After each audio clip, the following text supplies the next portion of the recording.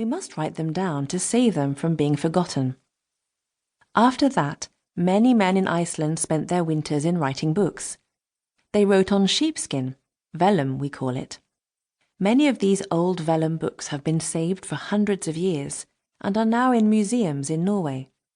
Some leaves are lost, some are torn, all are yellow and crumpled, but they are precious. They tell us all that we know about that olden time. There are the very words that the men of Iceland wrote so long ago. Stories of kings and of battles and of ship sailing.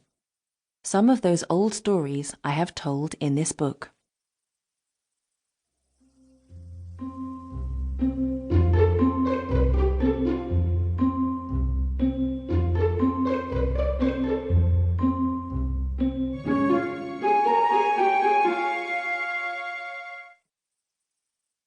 Viking Tales.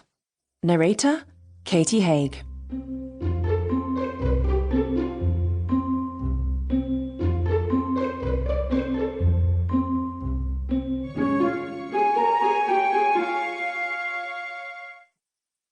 The Baby.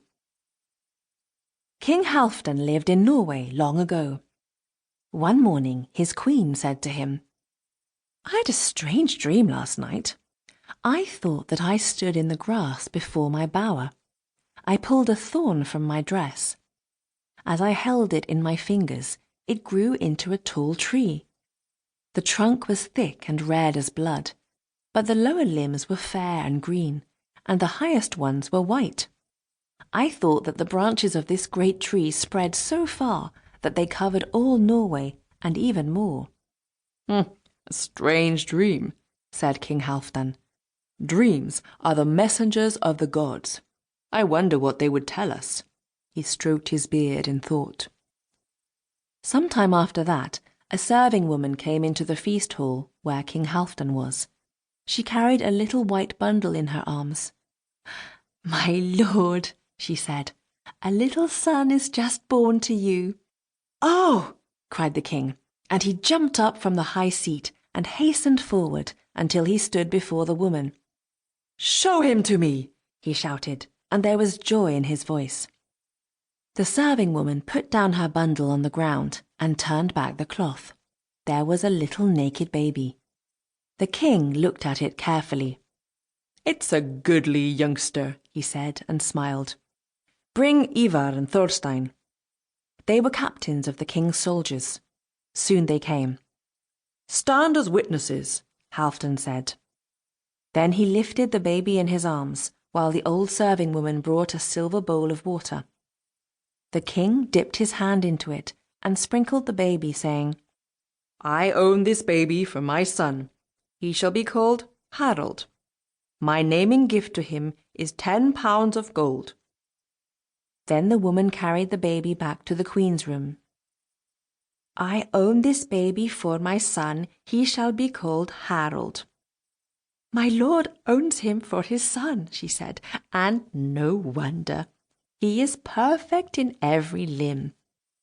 The queen looked at him and smiled and remembered her dream and thought, "That great tree? Can it be this little baby of mine?"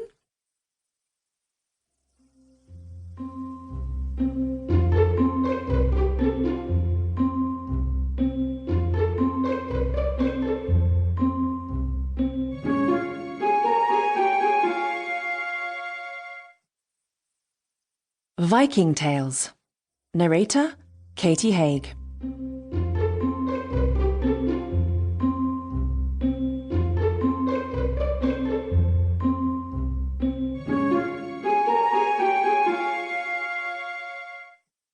The Tooth Thrall.